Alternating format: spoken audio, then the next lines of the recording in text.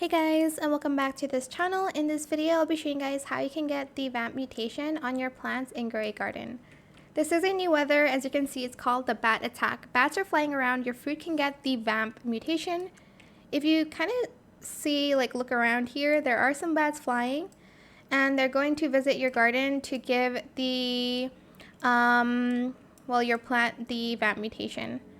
As you can see, this maple resin has a Vamp Mutation. I actually can't tell the difference on it yet. You'll see also these portals. But yeah, that is pretty much it really. I hope it was helpful for you guys. Don't forget to like, comment, share.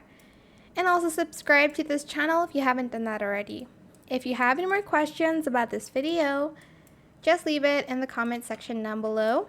I'll try my best to answer them all for you guys, and if you found this video helpful, please click the thanks button as well. That is it for this video. Thank you so much for watching. Bye!